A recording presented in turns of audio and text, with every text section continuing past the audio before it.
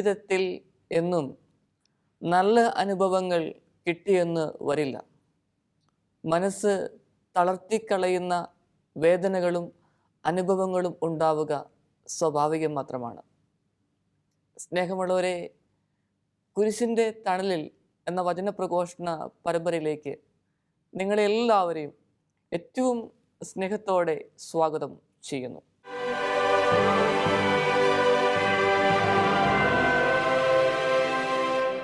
ഒരിക്കൽ ചെകുത്താന്മാരുടെ ഒരു സമ്മേളനമുണ്ടായിരുന്നു.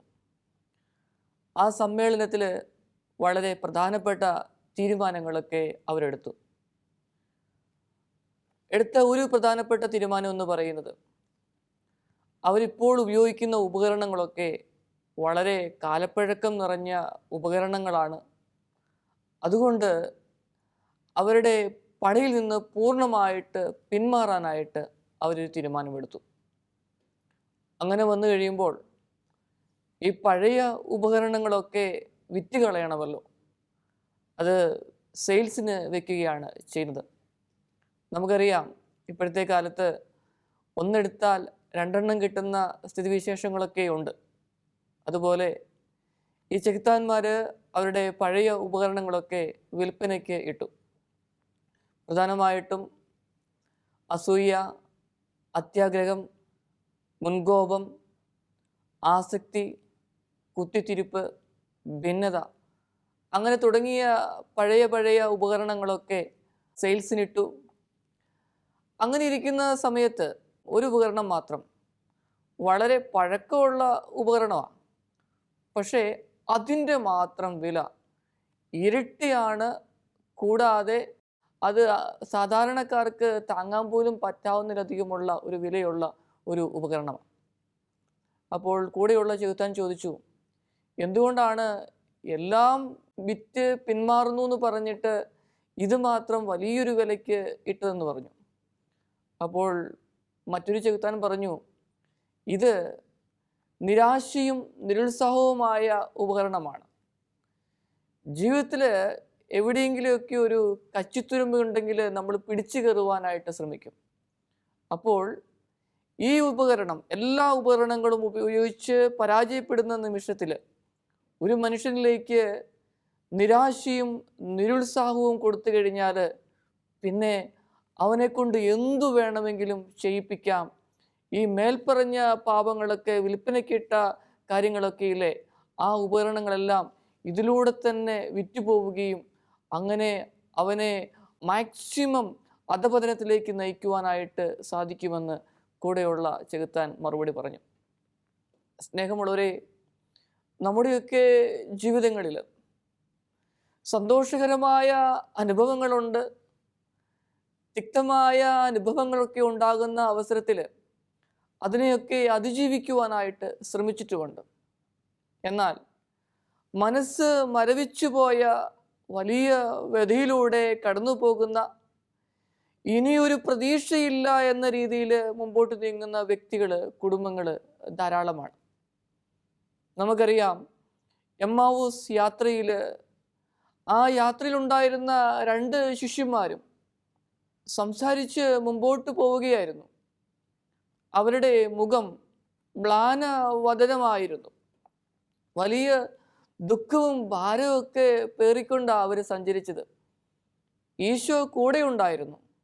എന്നാൽ ആ ദുഃഖത്തിൻ്റെ ആധിക്യത്തിൽ, നിരാശയുടെ ആധിക്യത്തിൽ കൂടെയുള്ള ഈശോയെ കാണാനോ ഈശോ ആണെന്ന് മനസ്സിലാക്കാനോ അവർക്ക് സാധിച്ചില്ല. വലിയ വേദനയാണ്. പിന്നെ പതുക്കെയാണ് ആ ഈശോയുടെ സാന്നിധ്യം മൂലം സൂര്യപ്രകാശത്തിൽ ഹിമഗണങ്ങൾ ഭൂമിയോട് അലിഞ്ഞു ചേരുന്നത് പോലെ പതുക്കെ അവരുടെ നിരാശയെല്ലാം മാറി അത് ഈശോ ആണെന്ന് മനസ്സിലാക്കി വലിയ പ്രതീക്ഷയിലേക്ക് വരുന്ന ഒരു ചിത്രം. നമ്മുടെയൊക്കെ ജീവിതങ്ങളിൽ ദൈവത്തിൻ്റെ കരസ്പർശമുണ്ട് പ്രിയപ്പെട്ടവരെ. ഒരുപക്ഷെ ഞാനും നിങ്ങളും ഒക്കെ ചിന്തിക്കും, ഓരോ കാര്യങ്ങൾ ചെയ്തിട്ട് അധികമൊന്നും ഉയർച്ചയൊന്നും ഇല്ലല്ലോ, പിന്നെ എന്തിനാ ഇങ്ങനെയൊക്കെ ജീവിക്കുന്നത് എന്നതിനെക്കുറിച്ച്. എന്നാൽ ഞാൻ എപ്പോഴും പറയാറുള്ളത് പോലെ ജീവിതം സുന്ദരമാണ്. സുന്ദരമായ ജീവിതത്തിൽ പ്രതികൂല സാഹചര്യങ്ങൾ സ്വാഭാവികമാണ്. പക്ഷേ ജീവിതത്തെ നോക്കിക്കാണുന്ന രീതികളിൽ മാറ്റം വരുത്തിയാൽ കൂടെ നടക്കുന്ന ഒരു ദൈവം, ആ ദൈവത്തിൻ്റെ കൈപിടിച്ച് നടക്കുമ്പോൾ അകന്നുപോയ വ്യക്തികൾ പോലും നമ്മിലേക്ക് വരികയും നമ്മളെ സഹായിക്കുകയും ചെയ്യുന്ന നിമിഷങ്ങൾ ധാരാളമുണ്ട്, ഇനിയും ഉണ്ടാവുകയും ചെയ്യും. ഞങ്ങളുടെയൊക്കെ പൗരോഹിത്യ പരിശീലന കാലഘട്ടങ്ങളിൽ അവസാന നാളുകളിൽ പുരോഹിതനാകുന്നതിന് 1-2 വർഷം മുൻപ് പള്ളികളിലൊക്കെ മിനിസ്ട്രി ചെയ്യുവാനായിട്ട് പോകുമായിരുന്നു. അങ്ങനെ പോകുന്ന ഒരു ഇടവകയിൽ വികാരിയച്ഛൻ എന്നോട് സ്നേഹത്തോടെ പറഞ്ഞ ഒരു കാര്യമുണ്ട്. അച്ചോ, പല കാര്യങ്ങളും പഠിക്കാനുണ്ട്. ഒരു കാര്യം ഞാൻ അച്ഛനോട് പറയാം, അതായത് പച്ചയായ ജീവിതങ്ങളാണ് നമ്മൾ പഠിക്കേണ്ടത്. നിങ്ങൾ തിയറിറ്റിക്കലായിട്ടൊക്കെ സെമിനാരിയിൽ പഠിക്കുന്നു, ഒരു കാര്യം പറയാം എന്ന് പറഞ്ഞുകൊണ്ട് അച്ഛൻ അവിടെ വരുന്ന ഒരു സഹോദരൻ്റെ കാര്യം ചെറുതായിട്ടൊന്ന് സൂചിപ്പിച്ചു. എന്നോട് പറഞ്ഞത് ഇപ്രകാരമാണ്: ഈ സഹോദരൻ്റെ ജീവിത പങ്കാളി ഏതാനും മാസങ്ങൾക്ക് മുമ്പ് മരിച്ചുപോയി. ഞാൻ നോട്ട് ചെയ്ത ഒരു കാര്യമുണ്ട്, ഈ ജീവിത പങ്കാളിയുടെ മരണശേഷം ഇദ്ദേഹം എല്ലാ ദിവസവും കുർബാനയ്ക്ക് വരും. കുർബാനയ്ക്കൊക്കെ വന്നതിന് ശേഷം സെമിത്തേരിയിലേക്ക് പോകും. അവിടെ പോയിട്ട് കുറേ നേരം എന്തൊക്കെയോ പിറുപിറുക്കുകയും പിന്നെ കരയുകയും ഒക്കെ ചെയ്യുന്ന, അല്ലെങ്കിൽ പൂക്കളൊക്കെ കൊണ്ടുവെക്കുന്നതൊക്കെ കാണാൻ സാധിക്കും. അങ്ങനെ ഒരിക്കൽ ഈ അച്ഛൻ ഈ മനുഷ്യനുമായിട്ടൊന്ന് കുറച്ചു നേരം സംസാരിച്ചപ്പം ഇദ്ദേഹം പറഞ്ഞ ചില കാര്യങ്ങളൊക്കെ അച്ഛന് എന്നോട് സൂചിപ്പിക്കുകയുണ്ടായി. അതിനുശേഷം എന്നോട് അച്ഛൻ പറഞ്ഞു, ബ്രദറിന് വേണമെങ്കിൽ ആ വ്യക്തിയുമായിട്ട് സംസാരിക്കാമെന്ന് പറഞ്ഞു. ഞാൻ കുറച്ചു നേരം അദ്ദേഹവുമായിട്ട് സംസാരിക്കുവാനായിട്ട് ശ്രമിച്ചു. അദ്ദേഹം പറഞ്ഞ ഒരു കാര്യമുണ്ട്: അച്ചോ, ജീവിതത്തെക്കുറിച്ചൊക്കെ വലിയ സ്വപ്നങ്ങളുണ്ടായിരുന്നു, സന്തോഷമുണ്ടായിരുന്നു. അപ്പം അങ്ങനെ പ്രാർത്ഥിച്ചൊരുങ്ങി വിവാഹം കഴിക്കുന്ന സമയത്ത് തീരുമാനം എടുക്കുന്നതിന് മുൻപൊക്കെ പ്രാർത്ഥിച്ചൊരുങ്ങിയാണ് ചെയ്തത്. അങ്ങനെ ആ കഴിക്കുന്ന സമയത്ത് വരെ എനിക്ക് മനസ്സിനിണങ്ങിയ ഒരു ജീവിത പങ്കാളിയാണ് എന്നുള്ള ധാരണയോടുകൂടിയാണ് ഞാൻ വിവാഹ ജീവിതത്തിലേക്ക് പ്രവേശിച്ചത്. നാളുകൾ മുമ്പോട്ട് പോയി. കൂടെയുള്ള വ്യക്തികളൊക്കെ പല കാര്യങ്ങളും പറയുവാൻ തുടങ്ങി. എന്നെ സംബന്ധിച്ചിടത്തോളം എൻ്റെ ജീവിത പങ്കാളിയിൽ നിന്ന് എനിക്ക് ഒരു ഉപദ്രവവും ഏറ്റിട്ടില്ല. വലിയ സ്നേഹമുള്ള ജീവിത പങ്കാളിയായിരുന്നു. എന്നാൽ വീട്ടിലുള്ളവർ, ബന്ധുക്കൾ, നാട്ടിലുള്ളവരൊക്കെ പറയുന്നു, എന്തിനാ ഇങ്ങനെയുള്ള ഒരാളെ വിവാഹം കഴിച്ചത്? അവരുടെയൊക്കെ സങ്കല്പത്തിൽ ഇദ്ദേഹത്തെ പോലെ സൗന്ദര്യമുള്ള ഒരു വ്യക്തി അല്ലായിരുന്നു ഈ ഇദ്ദേഹത്തിൻ്റെ ഭാര്യ. മാനുഷിക ദൃഷ്ടിയിൽ സൗന്ദര്യം എന്ന് പറയുന്നത് ഓരോരുത്തരുടെയും സങ്കല്പങ്ങളാണ്. അപ്പോൾ അതിനനുസരിച്ചുള്ള ഒരാൾ ഇദ്ദേഹത്തിന് അങ്ങനെയായിരുന്നു. എന്നാൽ മറ്റുള്ളവരുടെ കണക്കനുസരിച്ച് ഇദ്ദേഹത്തിന് ചേർന്ന ഒരു ജീവിത പങ്കാളിയാണോ, സൗന്ദര്യമുണ്ടോ എന്നൊക്കെയുള്ള ചിന്തകൾ. പിന്നെ ഇങ്ങനെ പല കമൻറ്റുകൾ, മെലിഞ്ഞിരിക്കുന്നു, നിറവില്ല, നടക്കുന്ന നടപ്പ് കണ്ടില്ലേ. അപ്പോൾ ഓരോ കാര്യങ്ങളൊക്കെ പറഞ്ഞ് ഇദ്ദേഹത്തിലേക്ക് ഇങ്ങനെ വലിയ വിഷം കുത്തിവെക്കുന്ന പ്രതീതി. അത് കുടുംബത്തിലുള്ളവരുടെ ഇടയിൽ നിന്നും ഉണ്ടായി, പ്രിയപ്പെട്ടവരുടെ ഇടയിൽ നിന്നും ഉണ്ടായി. അതൊക്കെ ഭയങ്കര സഹിക്കാൻ പറ്റാത്ത അവസ്ഥയായിരുന്നു. പതുക്കെ പതുക്കെ ഇദ്ദേഹത്തിന് തൻ്റെ ഭാര്യയോടുള്ള സ്നേഹം കുറഞ്ഞു. കാരണം എന്താ? പുറത്തുള്ള എല്ലാവരും നെഗറ്റീവായിട്ട് പല കമൻറ്റുകളുമാണ് പറയുന്നത്. ഇദ്ദേഹത്തിന് സംയമനത്തോടു കൂടെ ഒരു തീരുമാനം എടുക്കുമായിരുന്നെങ്കിൽ കുഴപ്പമില്ലായിരുന്നു.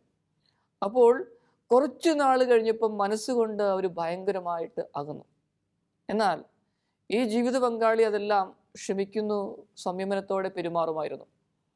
അദ്ദേഹം പറഞ്ഞ ഒരു കാര്യമുണ്ട്: അച്ചോ, ഞാൻ ഒരു ദിവസം എനിക്ക് തന്ന ഭക്ഷണത്തിൽ ഒരു മുടി കണ്ടു. വലിയ ദേഷ്യത്തോടെ ഇരിക്കുന്ന സമയമായിരുന്നു. ഞാൻ ആ ഭക്ഷണപാത്രം അത് വലിച്ചെറിഞ്ഞു. പിന്നെ എനിക്ക് ദുഃഖമുണ്ടായി, എന്നാലും അതൊന്നും പ്രകടിപ്പിക്കാനായിട്ട് തയ്യാറായില്ല. കുറേ കഴിഞ്ഞപ്പം എൻ്റെ ഭാര്യ എൻ്റെ അടുക്കൽ വന്നിട്ട് പറഞ്ഞു, വിശക്കുന്നില്ലേ, അത്താഴപ്പട്ടിണി കിടക്കണ്ട എന്ന് പറഞ്ഞുകൊണ്ട് അവൾ കഴിക്കാതെ അവൾക്കുണ്ടായിരുന്ന ഭക്ഷണം അതെനിക്ക് എടുത്തു തന്നു. എന്നെ നിർബന്ധിപ്പിച്ച് അത് കഴിപ്പിച്ചു. അച്ഛൻ എനിക്ക് ഭയങ്കര വിഷമമുണ്ടായി. കാരണം ഞാൻ ഇത്രമാത്രം ദേഷ്യപ്പെട്ട് തന്ന ഭക്ഷണമൊക്കെ വലിച്ചെറിഞ്ഞ് കളഞ്ഞിട്ട് സ്വന്തം ഭക്ഷണം പോലും കഴിക്കാതെ കുറേ കഴിഞ്ഞപ്പം കാത്തിരുന്ന് അത്താഴപ്പട്ടിണി കിടക്കണ്ട എന്ന് പറഞ്ഞ് എനിക്ക് തന്നു. എനിക്ക് വിഷമമായി. പിന്നെയും ജീവിതം ഇങ്ങനെ മുമ്പോട്ട് പോയി. കൂടെയുള്ളവരുടെ വാക്കുകൾ കേൾക്കുന്ന ഒരു വ്യക്തിയായിരുന്നു ഇദ്ദേഹം. അങ്ങനെ കേട്ടു. വീണ്ടും ഈ സഹോദരിയോട് വലിയ ദേഷ്യത്തോടെ പെരുമാറി. പ്രിയപ്പെട്ടവരെ, അവരുടെ ജീവിതം കുറച്ചു നാളുകൾ നീണ്ടു. അങ്ങനെ ഈ ജീവിത പങ്കാളി മരിക്കുകയാണ് ചെയ്യുന്നത്. ഇദ്ദേഹം കൂട്ടിച്ചേർത്തത് ഇപ്രകാരമാണ്: അച്ചോ, മരണശേഷം ഞാൻ വീട്ടിൽ ഒറ്റയ്ക്കായി. പഴയ ഓർമ്മകളൊക്കെ എൻ്റെ മനസ്സിലേക്ക് വന്നു. ഞാൻ ദേഷ്യപ്പെടുമ്പം തിരിച്ചു പറയാത്ത, നിശബ്ദമായി എന്നെ ടേക്ക് കെയർ ചെയ്യുന്ന, ഭക്ഷണം ഞാൻ വലിച്ചെറിഞ്ഞാൽ പോലും അത്താഴപ്പട്ടിണി കിടക്കണ്ട എന്ന് പറഞ്ഞ് ഭക്ഷണം കൊണ്ടുതരുന്ന ഒരു ജീവിത പങ്കാളി. അച്ചോ, ഞാൻ എത്ര വലിയ ക്രൂരതയാ എൻ്റെ പ്രിയപ്പെട്ടവരോട് ചെയ്തത്. ഈ ജന്മം മുഴുവൻ പ്രായശ്ചിത്തം ചെയ്താൽ തീരുമോ എന്ന് എനിക്കറിയില്ല. അതുകൊണ്ടാണ് അച്ഛാ ഞാൻ എല്ലാ ദിവസവും പള്ളിയിൽ വരികയും ആ കുഴിമാടത്തിനരികെ പോയി പ്രാർത്ഥിക്കുകയും ചെയ്തത്. പച്ചയായ ജീവിതങ്ങൾ ധാരാളമുണ്ട് പ്രിയപ്പെട്ടവരെ. നിരാശയും നിരുത്സാഹവും ഒക്കെ നമ്മുടെ മനസ്സിലേക്ക് കടന്നു വന്നു കഴിയുമ്പോൾ എനിക്ക് പറ്റിയ ജീവിത പങ്കാളിയല്ല, എൻ്റെ സ്റ്റാറ്റസ് അനുസരിച്ച് അങ്ങനെയുള്ള ജീവിതമല്ല എൻ്റെ കുടുംബത്തിലുള്ളവരൊക്കെ നയിക്കുന്നത്. എൻ്റെ അപ്പൻ, എൻ്റെ അമ്മ, എൻ്റെ സഹോദരങ്ങൾ അവരൊക്കെ എന്തൊക്കെയോ രീതിയിലൊക്കെ ജീവിക്കുന്നു. എന്തേ ഇങ്ങനെ എന്നുള്ള നിരാശാജനകമായ ജീവിത രീതികൾ, ചിന്തകളൊക്കെ മനസ്സിലേക്ക് വരിക എന്നുള്ളത് സ്വാഭാവികമാണ്. പ്രിയപ്പെട്ടവരെ, ഒന്ന് ഓർക്കുക, ദൈവം തന്നതാ ഈ ജീവിതം. ഓരോരുത്തർക്കും അവരവരുടേതായ ചുറ്റുപാടുകളും സങ്കല്പങ്ങളുമെല്ലാം ഉണ്ട്. അങ്ങനെയാ അവർ മുമ്പോട്ട് പോകുന്നത്. ആ ജീവിതത്തിൽ നമുക്ക് സ്നേഹത്തിൻ്റെ തലോടൽ, കാരുണ്യം ഒന്ന് കാണിക്കാൻ പറ്റിയാൽ നമുക്കവരെയൊക്കെ സ്വീകരിക്കാനായിട്ട്, ഉൾക്കൊള്ളുവാനായിട്ട് പറ്റും. പ്രിയപ്പെട്ടവരെ, ശാരീരിക സൗന്ദര്യവും അല്ലെങ്കിൽ പദവികളുമൊക്കെ മാത്രം നോക്കി ജീവിക്കുവാനായിട്ട് ശ്രമിക്കുമ്പോഴാണ് നിരാശയിലേക്ക് ഞാനും നിങ്ങളുമൊക്കെ കൂപ്പുകുത്തുക. ജീവിതത്തിൽ ചിലപ്പോൾ തകർത്തെറിയുന്ന നിമിഷങ്ങളൊക്കെ ഉണ്ടാവാം. നമുക്കറിയാം, രാജാക്കന്മാരുടെ 1-ാമത്തെ പുസ്തകത്തിൽ 19-ാമത്തെ അധ്യായത്തിലെ എലിയ പ്രവാചകന്റെ ജീവിതത്തെക്കുറിച്ച്. ഒരു ദിവസം മുഴുവൻ ഇങ്ങനെ മരുഭൂമിയിലൂടെ നടന്നു. മരുഭൂമിയിലൂടെ നടന്ന ആ മനുഷ്യൻ തളർന്ന് ഒരു വാടാ മുൾച്ചെടിയുടെ ചുവട്ടിൽ ഇരിക്കുകയാണ്. പറഞ്ഞ കാര്യങ്ങൾ അങ്ങനെയൊന്നും നടക്കുന്നില്ലല്ലോ, അവരൊക്കെ എന്നെ ഉപദ്രവിക്കുവാനായിട്ട് ശ്രമിക്കുന്നുണ്ടല്ലോ, ജീവനെ വകവരുത്തുമല്ലോ എന്നുള്ള ചിന്തകളൊക്കെയാ ഈ പ്രവാചകനിൽ കടന്നുകൂടിയത്.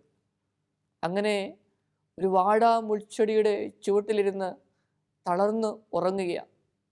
അവൻ പ്രാർത്ഥിച്ചു, ദൈവമേ, ഈ ജീവിതം മതി, ഈ പ്രാണനെ അങ്ങ് എടുത്താലും. ഈ പ്രവാചകൻ വലിയ നിരാശയിലേക്ക് പോവുകയാ. ജീവൻ മതി, പ്രാണനെ അങ്ങ് എടുത്താലും. അങ്ങനെയാ പ്രാർത്ഥിക്കുന്നത്. അങ്ങനെ പ്രാർത്ഥിച്ച് ഉറങ്ങിപ്പോവുകയാണ് ചെയ്യുന്നത്. അവിടെ ദൈവത്തിൻ്റെ കരസ്പർശമുണ്ടായിരുന്നു. പ്രിയപ്പെട്ടവരെ, ദൂതനെ അയച്ച് എഴുന്നേൽക്കാൻ പറഞ്ഞു. എഴുന്നേറ്റപ്പോൾ ചുടുകല്ലിൽ ചുട്ട അപ്പവും ചൂടുവെള്ളവും ഇരിക്കുന്നുണ്ടായിരുന്നു. കഴിക്കാൻ പറഞ്ഞു, കഴിച്ചു. പിന്നെയും തളർന്നുറങ്ങി. അത്രമാത്രമായിരുന്നു മനസ്സിൻ്റെ വേദന. വീണ്ടും പറഞ്ഞു, എഴുന്നേൽക്കുക, അപ്പവും വെള്ളവും ഭക്ഷിക്കുക, തിടുക്കത്തിൽ യാത്ര പുറപ്പെടണമെന്ന്. അങ്ങനെ അത് ചെയ്തു. പിന്നെ ഹോറോബ് മലയിലേക്ക് തിടുക്കത്തിൽ യാത്ര പുറപ്പെടുകയാണ് ചെയ്തത്. കാരണം എന്താ? ദൈവത്തിൻ്റെ ഇടപെടൽ ആ പ്രവാചകൻ ജീവിതത്തിൽ അനുഭവിച്ചറിഞ്ഞു. വലിയ നിരാശയിലൂടെ എൻ്റെ പ്രാണനെ തന്നെ എടുക്കണേ, ജീവൻ മതിയെന്ന് പ്രാർത്ഥിച്ച ആ പ്രവാചകൻ, ദൈവം ആ പ്രവാചകനോട് ഹോറോബ് മലയിലെത്തിയപ്പോൾ ചോദിക്കുകയാണ്, എലിയ, നീ എന്തെടുക്കുന്നു? അവൻ മറുപടി പറയുക, സൈന്യങ്ങളുടെ ദൈവമായ കർത്താവിനെ പ്രതിയുള്ള തീഷ്ണതയാൽ ഞാൻ ജ്വലിക്കുകയാണ് എന്ന്. പ്രിയപ്പെട്ടവരെ, ആദ്യ ഭാഗം, 2-ാമത്തെ ഭാഗം, നിരാശയിലൂടെ കടന്നുപോയ മനുഷ്യൻ, എൻ്റെ പ്രാണനെ എടുത്തോ എന്ന് പറഞ്ഞ് പ്രാർത്ഥിച്ച മനുഷ്യൻ, മരണത്തെ പുൽകാനായിട്ട് പ്രാർത്ഥിച്ച മനുഷ്യൻ പറയുകയാണ്, എൻ്റെ ദൈവമേ, അങ്ങയെക്കുറിച്ചുള്ള തീഷ്ണതയാൽ എൻ്റെ ഹൃദയം ജ്വലിക്കുകയാണ് ചെയ്തതെന്ന്. സ്നേഹമുള്ളവരെ, നമ്മുടെയൊക്കെ ജീവിതത്തിൽ പ്രതികൂല സാഹചര്യങ്ങൾ അത് സ്വാഭാവികമാണ്. മനസ്സ് കലുങ്കുഷിതമാകുന്ന നിരാശയുടെ പടിക്കുഴിയിലേക്ക് പോകുന്ന ജീവിത രംഗങ്ങൾ അതൊരുപാടുണ്ട്. അതിനെയൊന്ന് അതിജീവിച്ചെങ്കിൽ മാത്രമേ ജീവിതം സന്തോഷമുള്ളതാക്കി മാറ്റുവാനായിട്ട് സാധിക്കുകയുള്ളൂ. എൻ്റെ മനസ്സിൽ ഇപ്പോഴും തെളിഞ്ഞു നിൽക്കുന്ന ചില ചിത്രങ്ങളുണ്ട്. 2018 പ്രളയമുണ്ടായി. കേരളീയ ജനത മുഴുവൻ അതിൻ്റെ കെടുതികൾ അനുഭവിച്ച കാര്യങ്ങളൊക്കെ നമുക്കറിയാം. ഡിവൈൻ ധ്യാന കേന്ദ്രത്തിൽ ബൈബിളൊക്കെ പ്രിൻ്റ് ചെയ്യുന്ന ഒരു പ്രസ് ഉണ്ടായിരുന്നു. വലിയ നഷ്ടങ്ങൾ എല്ലായിടത്തും സംഭവിച്ചു. ഇവിടെയും കോടിക്കണക്കിന് രൂപയുടെ നഷ്ടങ്ങളുണ്ടായി. ഈ ബൈബിൾ പ്രിൻറ്റിംഗ് പ്രസ്സിൽ വലിയ നഷ്ടങ്ങൾ, കോടിക്കണക്കിന് രൂപയുടെ നഷ്ടങ്ങളുണ്ടായി. കാരണം എന്താ? വിദേശ നാട്ടിൽ നിന്ന്, ജർമ്മനിയിൽ നിന്നൊക്കെ ഇറക്കിയ ഹൈഡൽബർഗ് പോലുള്ള മെഷീൻസ് ഉണ്ടായിരുന്നു. ലോണൊക്കെ എടുത്ത് മേടിച്ച മെഷീനാണ്, പുതിയ മെഷീൻ. അതൊക്കെ ആ വെള്ളപ്പൊക്കത്തിൽ നഷ്ടപ്പെടുക, അതിനെയൊക്കെ ഒന്ന് വീണ്ടും വർക്ക് ചെയ്യിപ്പിച്ചുകൊണ്ട് വരിക എന്നുള്ളത് വലിയ വിഷമമായിരുന്നു. പേപ്പറുകളും പ്രിൻ്റ് ചെയ്തു വെച്ച എല്ലാ സാധനങ്ങളും നഷ്ടപ്പെട്ടു. ഞാൻ ആ സമയത്ത് ഇവിടെ ഇല്ലായിരുന്നു. പിന്നീട് ഞാനിത് ചാർജ് എടുക്കാനായിട്ട് വന്നപ്പോൾ എൻ്റെ കൂടെ ഉണ്ടായിരുന്ന അച്ഛൻ പറഞ്ഞു, വൈജോച്ച അറിയാവോ, എല്ലാം തകർന്ന് തരിപ്പണമായ ഒരു നിമിഷമുണ്ട് 2018 എന്ന്. പിന്നീട് കോവിഡ് വന്നു, അക്കാര്യവും അദ്ദേഹം സൂചിപ്പിച്ചു. അച്ഛൻ പറഞ്ഞു വന്നപ്പം പറഞ്ഞൊരു കാര്യമുണ്ട്, എല്ലാം നഷ്ടപ്പെട്ടു, ഇനി എവിടുന്ന് തുടങ്ങുന്നതെന്ന് എനിക്കറിയില്ല എന്ന് അച്ഛൻ പറഞ്ഞു. നമുക്കറിയാം, ഒരു വീട് നഷ്ടപ്പെട്ടാൽ അത് പെട്ടെന്ന് നമുക്ക് ഉണ്ടാക്കിയെടുക്കാം, ആരെങ്കിലുമൊക്കെ എന്തെങ്കിലുമൊക്കെ സഹായിക്കുവാണെങ്കിൽ. ഇതുപോലുള്ള വലിയ മെഷീൻസൊക്കെ അത്ര എളുപ്പമല്ല, എല്ലാ ഡോക്യുമെൻസും നഷ്ടപ്പെടുന്ന സ്ഥിതിവിശേഷമാണ്. അദ്ദേഹം പറഞ്ഞൊരു കാര്യമുണ്ട്, ആദ്യം ഇതിലേക്ക് ഇറങ്ങിച്ചെന്നൊന്ന് നോക്കുമ്പം മനസ്സ് ഭയങ്കരമായ നിരാശയിലേക്ക്, വേദനയിലേക്ക് പോകുമായിരുന്നു. പിന്നെ മുറിയിലേക്ക് വന്ന് ഇങ്ങനെ കണ്ണുനീരോടുകൂടി ഇരിക്കുമായിരുന്നു, വലിയ വേദനയോടുകൂടെ വിതുമ്പുമായിരുന്നു. നമുക്കറിയാലോ, ദുഃഖം കൂടുമ്പോഴാണല്ലോ വിതുമ്പി വിതുമ്പി കരയുന്നത്. കുറച്ച് കഴിയുമ്പം വലിയ ശക്തിയോടുകൂടെ വീണ്ടും പ്രസ്സിലേക്ക് പോകും. അപ്പോൾ അവിടെയുള്ള ഏകദേശം 10-75 സ്റ്റാഫുണ്ട്. അവരുടെ മുഖത്തേക്ക് നോക്കുമ്പം അവരുടെ ദുഃഖവും അവരുടെ കുടുംബത്തിലെ വേദനകൾ. കാരണം എന്താ? ഇത് ദൈവത്തിൻ്റെ വചനം ലോകം മുഴുവൻ എത്തിക്കുന്നു, അതോടൊപ്പം തന്നെ അവരുടെ ജീവന മാർഗമാണ്. അവരുടെ മുഖത്തേക്ക് നോക്കുമ്പോൾ വലിയ വേദനയാണ്. അച്ഛനൊരു കാര്യം കൂട്ടിച്ചേർത്തു. അവരിൽ കുറച്ചുപേരൊക്കെ പറഞ്ഞു, അച്ചോ വിഷമിക്കേണ്ട, ഞങ്ങളുടെ സ്ഥലത്തിൻ്റെ ആധാരം പോലും അച്ഛന് തരാം, ഞങ്ങളുടെ സ്വർണം വേണമെങ്കിൽ പണയം വെക്കാൻ തരാം, അച്ഛൻ ഇത് സ്റ്റാർട്ട് ചെയ്യണം എന്ന് പറഞ്ഞു. എന്നോട് പറഞ്ഞ ഒരു കാര്യമുണ്ട്, അച്ചോ അവർ പറഞ്ഞ ഈ വാക്കുകളുണ്ടല്ലോ എനിക്ക് ഭയങ്കര ശക്തി നൽകി. ഞാൻ ദൈവത്തിൽ ആശ്രയിച്ചു, ഞങ്ങൾ ടീം വർക്കായിട്ട് തുടങ്ങി. പ്രിയപ്പെട്ടവരെ, ഇന്ന് ഏകദേശം 120 സ്റ്റാഫോട് കൂടെ ആ പഴയ കാലത്തിലെ ആ പ്രതാപമൊക്കെ വീണ്ടെടുക്കുവാനായിട്ട് ശ്രമിച്ചുകൊണ്ടിരിക്കുക. ധാരാളം വ്യക്തികൾ അകമഴിഞ്ഞ് സഹായിക്കാനായിട്ട് വന്നിട്ടുണ്ട്. സ്നേഹമുള്ളവരെ, ഈ കഴിഞ്ഞ ദിവസം ആഫ്രിക്കയിലെ റുവാണ്ട എന്ന് പറയുന്ന സ്ഥലത്തേക്ക് പോലും വചനം എത്തിക്കുവാനായിട്ട് ഞങ്ങൾക്ക് സാധിച്ചു. കിനിയ റുവാണ്ടൻ ബൈബിള് പ്രിൻ്റ് ചെയ്തെത്തിക്കുവാനും സാധിച്ചു. ഞാൻ പറഞ്ഞു വന്ന ഒരു കാര്യം ഇതാണ്, എല്ലാം നഷ്ടപ്പെടുന്ന അവസ്ഥ, എല്ലാം നഷ്ടപ്പെടുന്ന ഒരവസ്ഥ ജീവിതത്തിലുണ്ടാവാം. ഒരുപക്ഷെ എന്നെ കേൾക്കുന്ന നിങ്ങളിൽ ബിസിനസ്സിൽ പരാജയപ്പെട്ടവരുണ്ടാവാം. കുടുംബജീവിതം ഇനി എങ്ങനെ മുമ്പോട്ട് കൊണ്ടുപോകണമെന്ന് അറിയാതെ വിഷമിക്കുന്നവരുണ്ടാവാം. അല്ലെങ്കിൽ പ്രതീക്ഷയൊന്നും ഇല്ലാതെ നിരാശാജനകമായ ഒരു ജീവിതം നയിക്കുന്ന വ്യക്തികളുണ്ടാവാം.